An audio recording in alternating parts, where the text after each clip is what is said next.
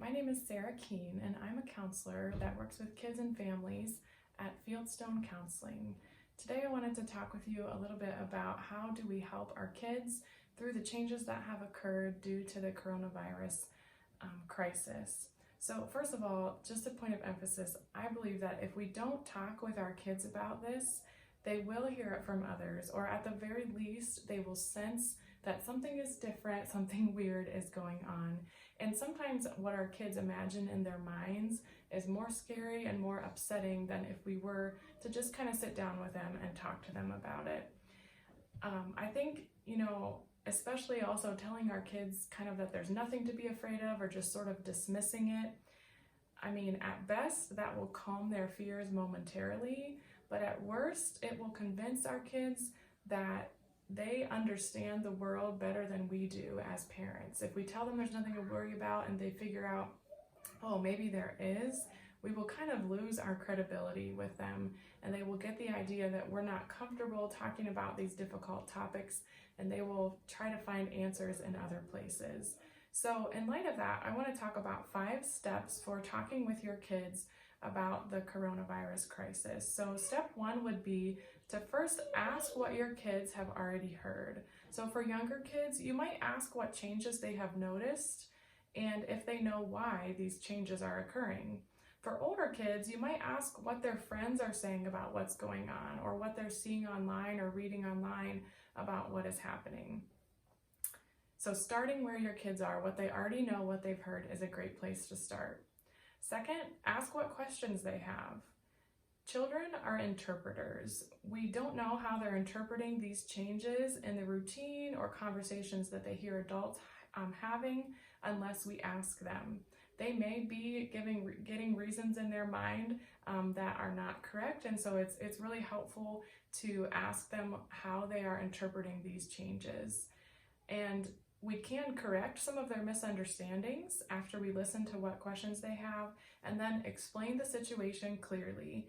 We should be frank and honest without being too vague. Just saying something like something bad is happening out there or people are worried that something bad might happen is way too vague, and again allows our kids' imaginations to kind of run wild. But we definitely can avoid unnecessary details. We should focus on how these changes are affecting their life directly. So for example, mentioning that if they might not be going to school, or if mom or dad might be working from home now and what that might look like, if we have to cancel a vacation that we were going to go on, if we're not seeing people that we normally see. So focusing on how these changes directly impact their life. The third step would be to ask our kids, how are these changes making them feel? And I would focus on that word changes. So for older kids, if you might get a kind of a dismissive response like, oh, I'm fine, or it doesn't bother me, asking how they think their friends might be feeling or what kind of things their friends are saying is a good door to enter into that conversation with an older kid or a teenager. Step 4 would be share a plan for how your family is going to respond to these changes. So tell them what kind of changes might occur in your routine. As much as possible, we want to keep routines because we know that kids do find security when they know what to expect. So even if a normal day is going to look different, if we can kind of structure our days and let our kids know what's coming as much as possible, I do think that fosters security in our kids. But letting them know what kind of things will change, also letting our kids know what will we do if we start having negative emotions like worry or that kind of thing. How do we handle feelings like that? And lastly, what's our plan for caring for others? How are we going to help? What are we going to do to help? Step 5 would be to check in with your child regularly. So kids process these things at different rates, and maybe some kids the first few days it's very upsetting to them, but then they kind of get used to the routine and then they're good to go. Other kids may sort of take these changes in stride at first, but after a while, if they're just really starting to notice things have been weird for a long time, that's when you might see some of their emotions coming out. So checking in to see how your kids are feeling, what they're thinking regularly is really important.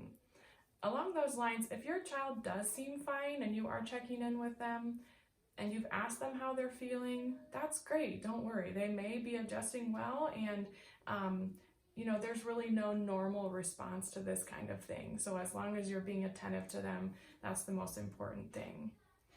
Last, I just want to highlight that this is, of course, an opportunity to talk with our kids about facing trials, about encountering things that are uncertain. There are so many teachable moments in the midst of this uncertain time, and we can, of course, model going to the Lord and finding our peace in His Word and in His promises and trusting in Him.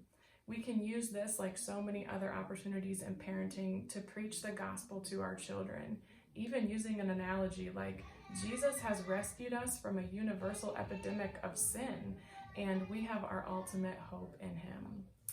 So this is kind of part one of a two-part series of how to help your kids. Next time we're going to talk more about dealing with kids who are having difficult emotions, particularly fear, and how do we sort of address those fears, and particularly in responding to them with biblical truth. So stay tuned to our website, www.fieldstonecounseling.org. And also, in these times, if you feel like it could be helpful for you or your family or your kids to talk with a counselor, we are offering remote counseling. You can get more information on our website or by emailing info@fieldstonecounseling.org. Thank you.